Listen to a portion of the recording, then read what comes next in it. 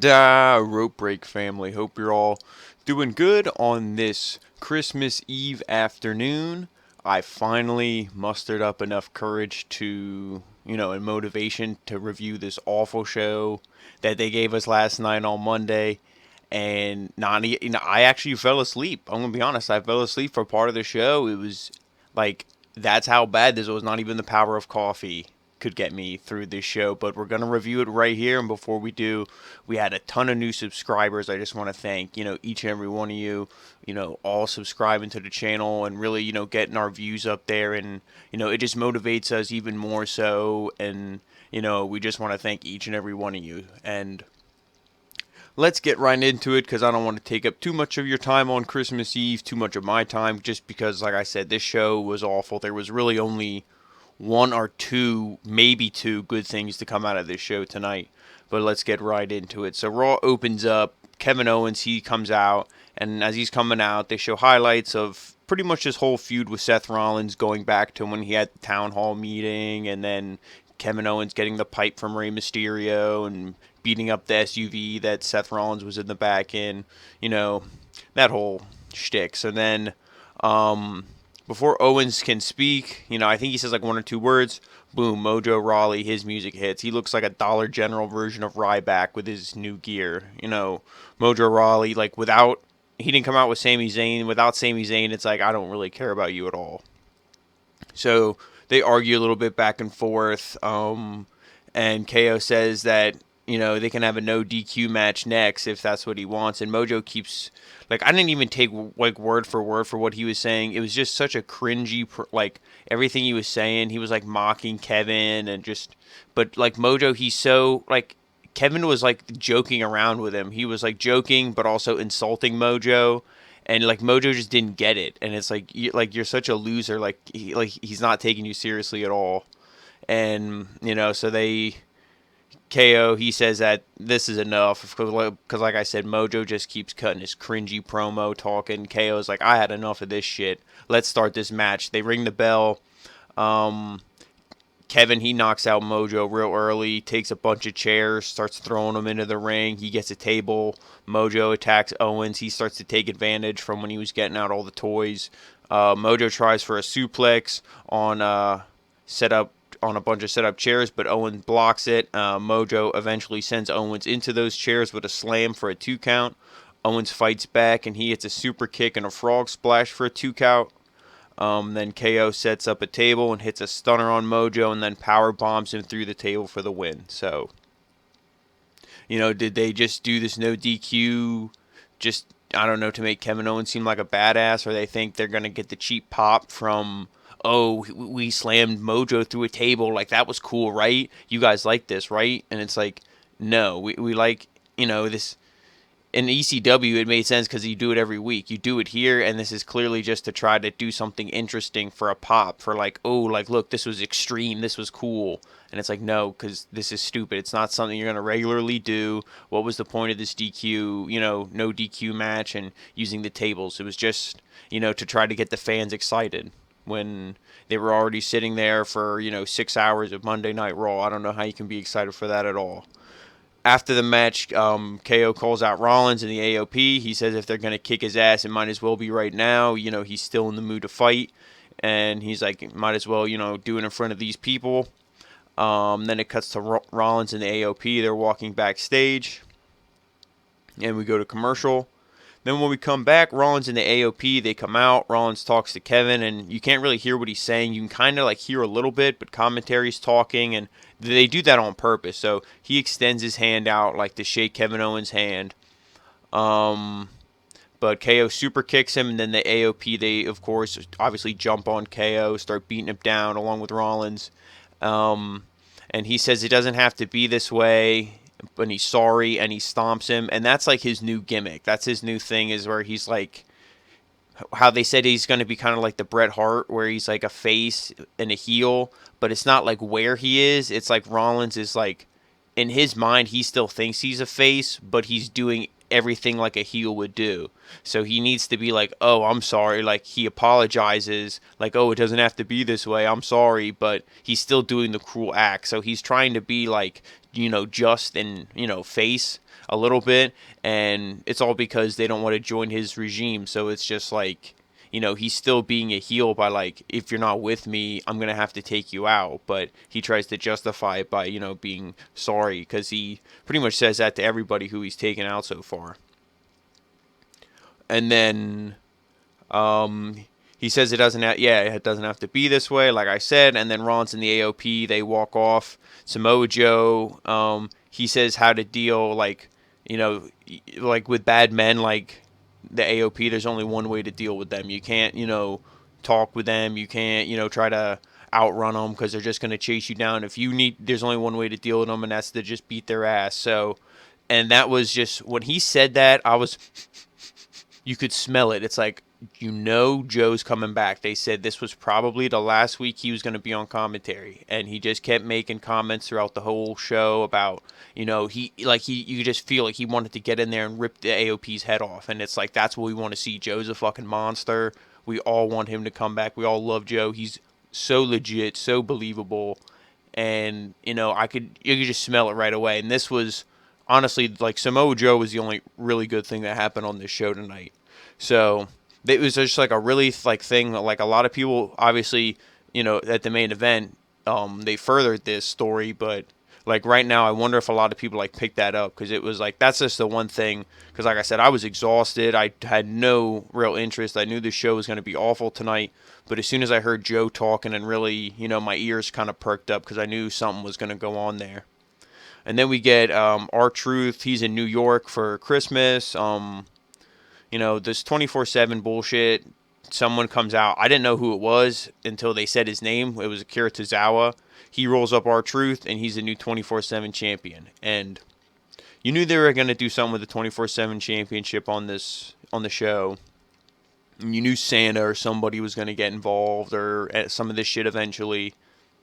And then when I saw this segment, I was like, if this is all they do for the 24/7 championship, whatever. That's fine. But of course, we had to see this 3-4 more times during the show. And every segment, it just kept getting worse and worse, and we didn't care. But, like, this is, each and every week I say, I want Akira Tozawa. He deserves so much better. He should be going against Angel Garza and Leo Rush. And, like, he should be, there's rumors that 205 Live, or it might even be confirmed that it's done. The roster has, like, less than 10 guys. I don't know why NXT doesn't just get them, and they start doing like the, WCW, just you have a cruiserweight division on your show, and you just book that. It doesn't have to always be the opening match. It can sometimes be the main event. Like Angel Garza and Leo Rush, that could have easily main evented an NXT show. That's what you need to do, these cruiserweight guys, and that's what I think, that's what Akira Tozawa deserves. Instead, he's getting jobbed out on Monday Night Raw, and now he's even worse than getting jobbed out. He's in the 24/7 championship bullshit. So he's a new 24/7 champ. Let's see how long it lasts. Spoiler, not very long. So then we get Lana and Lashley. They come out, and I was like, okay, so this is going to clearly be a job match. And who are they going to go against? Hopefully it's, just some loser, and this is over quickly. And it was Cedric Alexander, and at that point I feared for the worst. I already knew that he was getting jobbed out on main event, but, now he's going to lose to Lashley with Lana. It's like there's no coming back from that. So they announced next week is the marriage, of course, between Lashley and Lana. So another show that you guys can just skip and just watch our review. Cedric with some early offense early on in the match. Lana interrupts, and it's literally so cringy. I hate this show so much. I wanted to turn it off so bad. Those are my exact notes.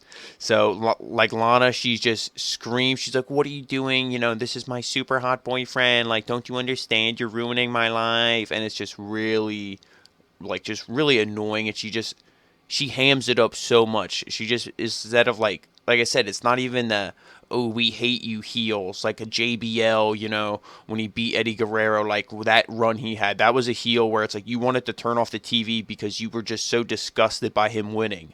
This is, I'm so disgusted by you existing. Like, you're just so annoying and cringy. It's not like you're an evil, maniacal heel that I hate you. I hate you because you're just so annoying. So it's like, that's what she is, and that's what this whole storyline is.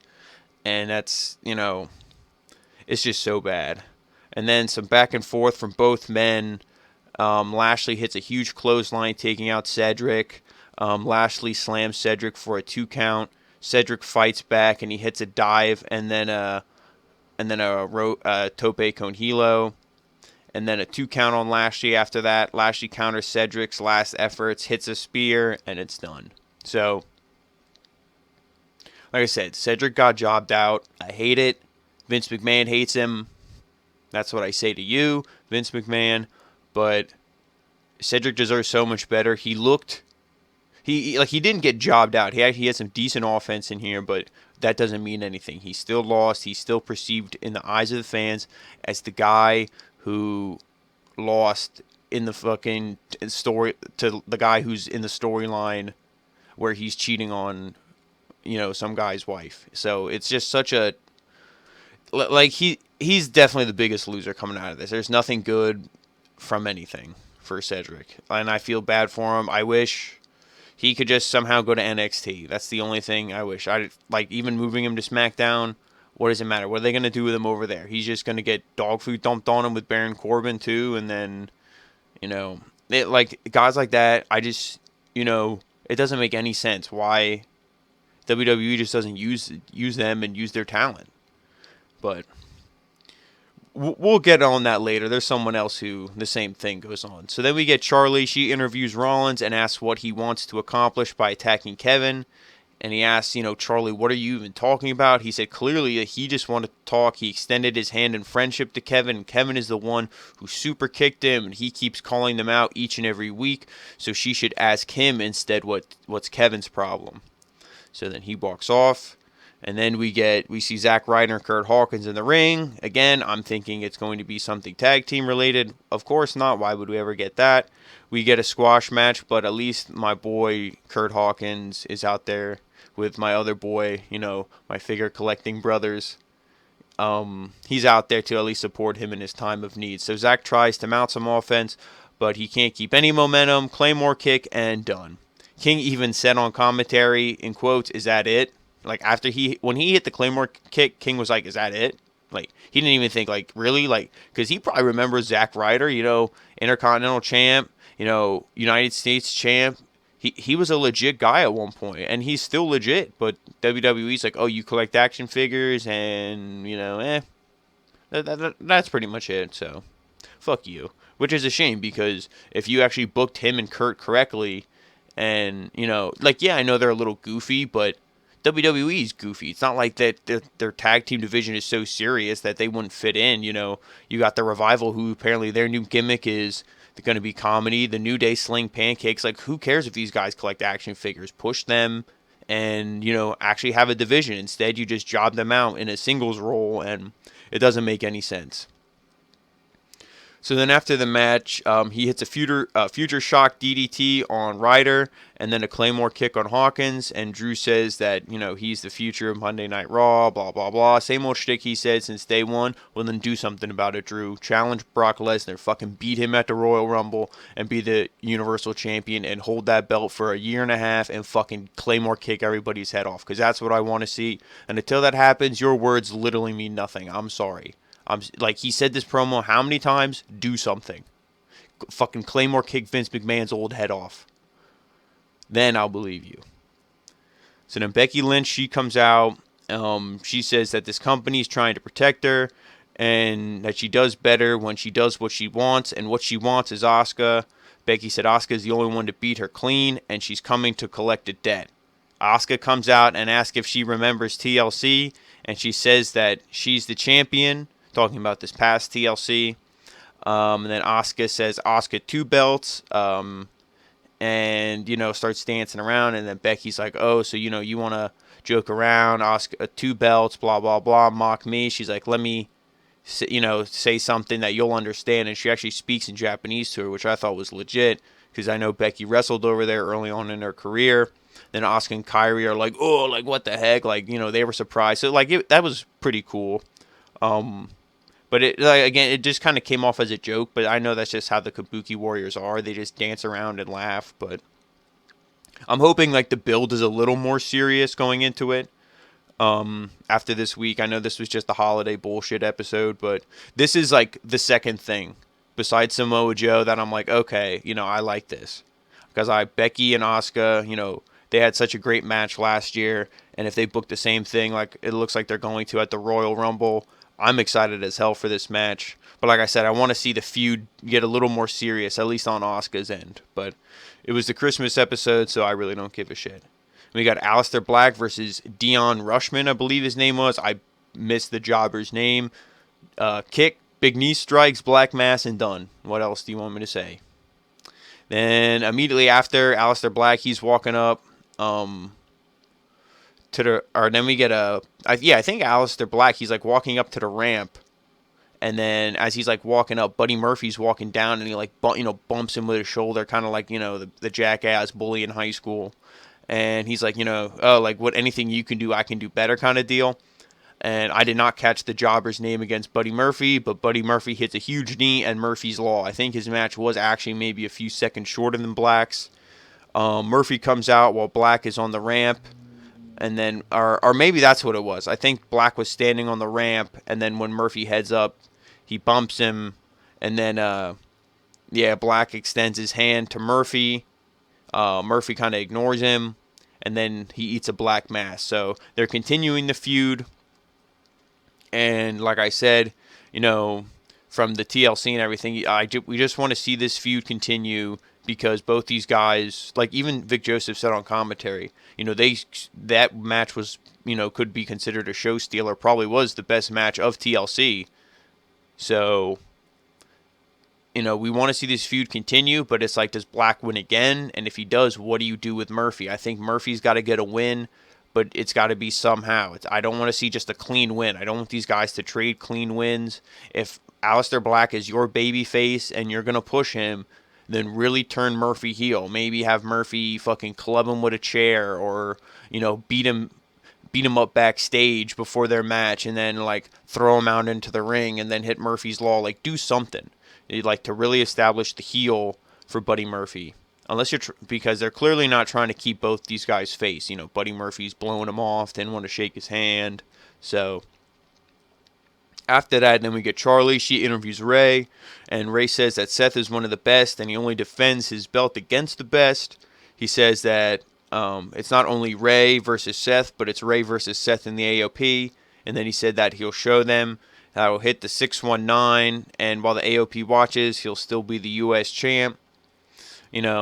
Sometimes, like, Ray, he can be on with his promos. Other times, this promo really WWE produced. It's like, ooh, I'm going to hit the 619, like, buy the t-shirt that says 619 on it. It's just, like, I don't know. It's just like, okay, well, the AOP is going to be out there. This is probably going to end in a DQ, like, or Seth is going to win. Those are really the only two options. So then we get another segment. Santa says that he has gifts for Tozawa and Truth.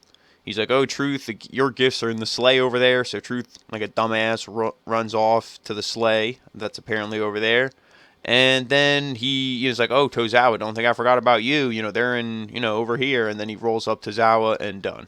Then Santa has the belt and he runs away. Then we get Tony Nese versus Ricochet. And this was another thing, like I said, about Tozawa. I'm going to say the same thing about Tony Nese. I know he's going to be in that match on NXT tomorrow night, the tag team match. But, what is that? That's, again, on a Christmas episode. And he's probably going to be on the losing team. So, this is a 2-3 minute match, recoil, and done. So, Ricochet wins here. At least Ricochet's getting wins, but to me, he's so stale. I don't want to say stale, because I still like Ricochet, but he's talented in the ring, even though they limited his moveset and pretty much cut it in half. But he still is over for how talented he is. But his new gimmick and persona is just so cringy. Just, oh, the superhero. Like, I'm a big guy for, like, masks and stuff like that. Like, Prince Puma. Like, do that shit again. Not to be an indie mark, but come on. You watch any match from Lucha Underground, anything like that on the indies. This guy was so legit. And now he's coming out dressed like All Might from My Hero and, Spider-Man and Nightwing and stuff. Like, yeah, that's cool and all, but You know, like he looks like a clown sometimes in the full body suit. Like, I don't know. Like I said, at least he got a win, but Tony Nese looks like a loser, which he is definitely not. And then speaking of losers, we get Chelsea Green versus Charlotte. Not saying any of these women are a loser, but Chelsea Green, you know, same thing with Deonna Purrazzo. You had these two women who really weren't on NXT television yet. They debut on the main roster, and they get their ass beat. Yeah, they get a little bit of offense in Deonna Purrazzo, a little bit of offense on Asuka. Chelsea Green, a little bit of offense on Charlotte. Yeah, it's cool she get to be on Monday Night Raw with her fiance Zack Ryder, but like this isn't a debut, and people are like, "Oh, we're so excited for your debut," and like, yeah, you just got your ass beat. It wasn't like they debuted as a tag team and went against the Kabuki Warriors and had a decent match. You know, I know Kairi Sane is hurt, so I'm not saying that I want Kairi Sane to wrestle hurt, but you know, that is a debut. You wait, and that's how you debut them. You just, if you can get jobbers for Eric Rowan, you can get two more jobbers for Buddy Murphy and Aleister Black. You can get jobbers for these two. You can find women wrestlers somewhere, even if you got to drive them in from an hour or two away. If there's none in the the town you're in, there's things you can do instead of these are your future stars. These aren't women who you're trying who you don't care about. Like you just bury them, because to me they like I said they got a little bit of offense, but what does that mean? You still lose, so who cares? Then we get the match Charlotte, because like I said, she won, but the highlights of the match, some big chops from Charlotte, figure 8, done. So then we get another Liv Morgan vignette, promo, whatever you want to call it. She says the same thing, when I was young, I was impressionable. If, you let what people say about you, if you listen to what they say, you just give it power, something like that, Pretty much just like be your own person, be an individual, but, she's just combing her long hair, sitting in the bathtub. It's like, what is this? Unless, what they're showing is what society wants her to be, and then when she debuts, she's going to be the polar opposite. Because to me, if you don't do something like that, and you just debut her as, another blonde Barbie doll, what's the point? We already have 5 of them. They're all fucking losers. Charlotte can be legit, but they portray her like shit, so I mean, I shouldn't even say they portray her like shit. She's overproduced, overbooked, all that stuff. If you would actually just book her like a normal wrestler, and not have her wrestle the same match each and every week, she'd be more tolerable. But yeah, like I said, to me, that's the only way you can save Liv Morgan. If this is just like a red herring, it's like, oh yeah, here's just another blonde Barbie doll, and then when she comes out, it'll be like black hair or like short hair or something that's just completely different. But we'll see. They probably won't do anything like that. And then we get the 6-man tag, the OC versus Randy Orton and the OC versus Randy Orton and the Viking Raiders. So Randy Orton had the knee injury. That was the big main selling point of this match. So some highlights. Ivar dominates early on Carl Anderson. He tags in Eric, who works over Anderson until he tags in Gallows. The OC beat down Eric. The 3 heels make quick tags to isolate Eric. Anderson hits a spine buster for a 2 count. Eric and Styles are both laid out, and they each make a tag. Gallows and Orton come in. Orton tries for the draping DDT. He gets countered and sent to the outside. The Viking Raiders run over and they stare down the OC as it goes to commercial, kind of like protecting Orton. And then when the show comes back, Orton continues to get beat down. He manages to hit a big suplex on Styles. Both men make the tag. Eric and Anderson come in. Eric beats down Anderson. The match breaks down at this point. Everybody's doing moves, slamming each other, throwing each other around. Viking experience on Anderson for a 2 count. I believe Gallows came in and broke that up. An RKO on Anderson. Gallows counters an RKO attempt. And then Styles hits the phenomenal forearm for the pin. So, like I said, the main selling thing was Randy Orton's knee was really hurt, really fucked up. And AJ Styles got the clean win. So I don't know now. Do you have one more singles match to blow this thing off? Is this because this to me doesn't feel like a blow off match, but I feel whoever wins this then, I don't know what you do. Do you challenge again for the U.S. title? But Randy Orton's a face and he's hurt. So what's he gonna do? Is he gonna be a face versus face Mysterio. Nobody wants to see that. And nobody wants to see AJ Styles challenge again. So I don't know what you do after this feud, where these guys go, but AJ Styles got the clean win, so that was something nice to see. Then Sanda's seen running away with a 24/7 championship from Truth and Tozawa. They're chasing him. R-Truth says something about the horses being bad reindeer because they try to use those like New York street carriages with the horses to catch him. Again, cringy bullshit. Who cares about it? I don't. You don't. Anybody with a brain doesn't. Then we get the Street Profits. They talk about Lashley's and Lana's wedding next week. And they said, they talk about what's in Eric Rowan's cage and all that stuff. Again, get these guys in the ring. This is where you do Zack, Ryder, and Curt Hawkins versus the Street Profits. You give these guys 8 minutes. You give, Zack Ryder, Curt Hawkins. You give them a little bit of offense, but you put the Street Profits over because you keep building them up because they're your future team. And the Zack Ryder and Curt Hawkins, they're the team that you make them look good, but they lose, and they'll eventually start to get that real underdog feel because the fans still, the figure fans. There's so many of us, and we all support them. You see it in the shows. People holding up signs, wearing their T-shirts, on their pro wrestling tees store. So these guys can have momentum. You can do stuff with the tag team division. Instead, they call up teams, and they do one or two things with them. AOP was a tag team. Now they're with Rollins. Are they ever going to challenge, like the Viking rate? Like, are they ever going to challenge for the belts, or what are they going to do, So we'll see. Then we get Rowan versus the Jobber. I did not get his name either. He comes out. He has candy canes. He gives one to Eric Rowan. Rowan, who, Rowan is... I think before this, right before the match, he was, like, looking in his cage, and he's like, oh, you're so cute. And it's just really, like, weird and cringy. He's like, I love you. You're so cute. And it's like, what are you talking... He's clearly just talking to a camera because there's nothing in this cage. WWE, again, I say it every week, they don't know what's in this cage. And I'm done. I'm done with this now. I could care less what's in the cage. And I could care less about this storyline. So, again, the Jobber gives him a candy cane. He's looking at it like a moron. Like, huh? What's this? And then he runs and he tries to, like, fuck with the cage or put the candy cane in the cage, look in it. And he gets the claw, choke slam, done. Then we, Truth and Tozawa, they catch Sanda. And then Truth becomes the new 24/7 champ. And then Tozawa kind of like, is he going to go after Truth? And he's like, hey, let's just form a truce. It's Christmas. Let's just enjoy it, celebrate it, blah, blah, blah. Let's just be friends. Tozawa's like, yeah, it sounds good. And then they go off. So I think we're done here for the 24/7 championship. Thank God we don't need to see it anymore in this show. But it's like, please, we don't care. I mean, at least this was an ending where it wasn't like he rolled him up and then it was like, oh, no, the saga continues. At least they just walked off and it was done. And it was like, thank you, God.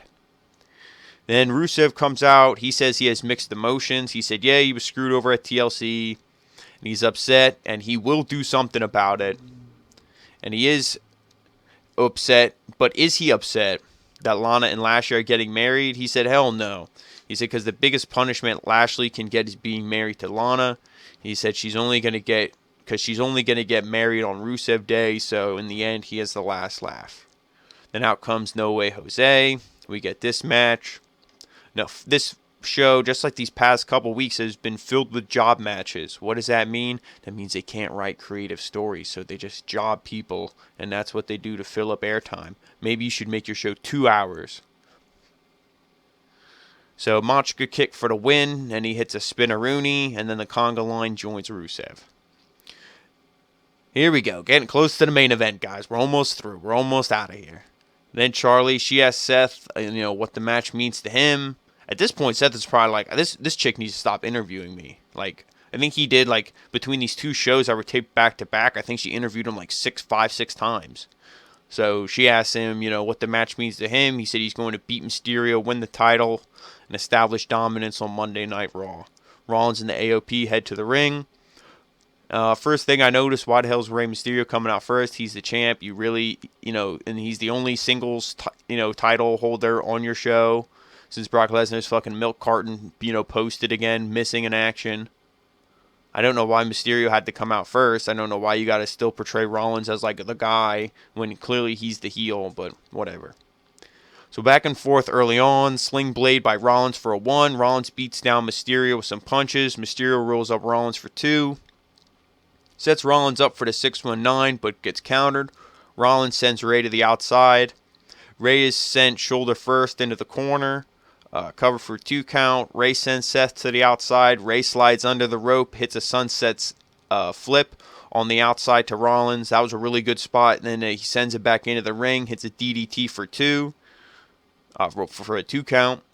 Buckle bomb and a super kick on Ray, and he went for the pin, but he was after the buckle bomb. He obviously fell near the rope, so he got the rope break. And then Ray countered the stomp. He hits a 619. He goes up top.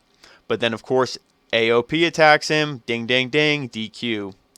What did we expect? Of course, you couldn't have Rey Mysterio win clean, get a good win, Like, why would you do that?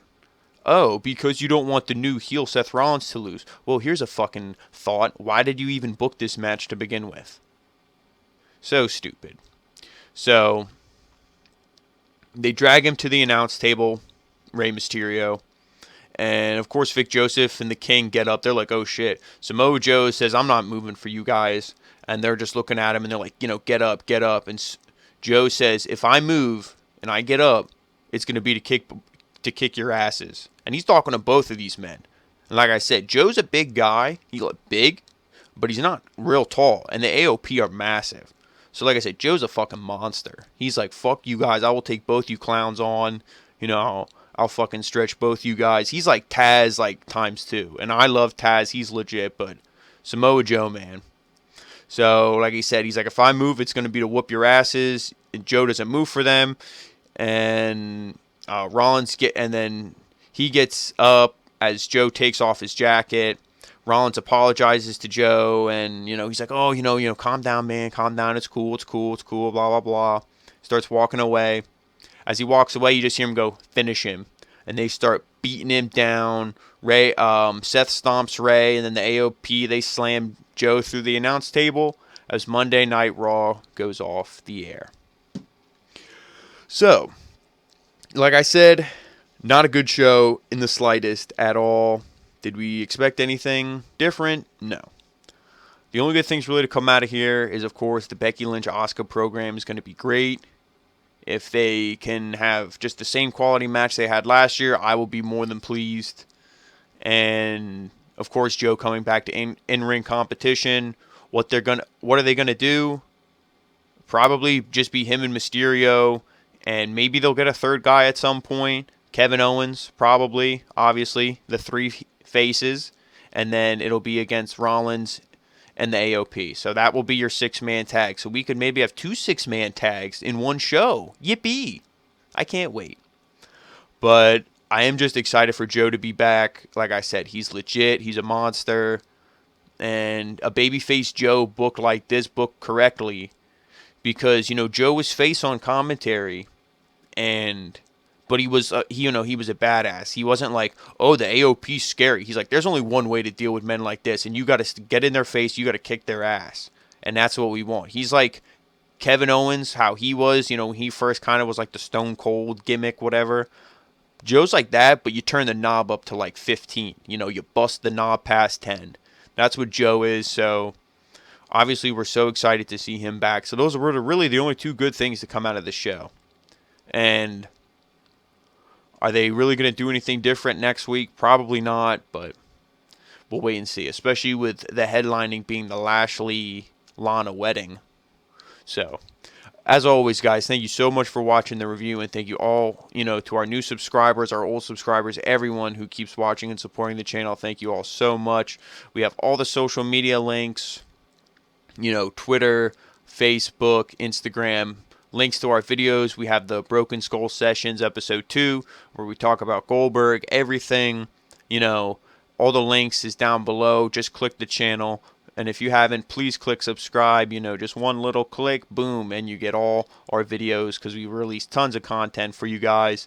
And we just want to say thank you for watching on this Christmas Eve. Now we hope you enjoy Christmas with your family and As always, guys, Adaaaaaaaaa.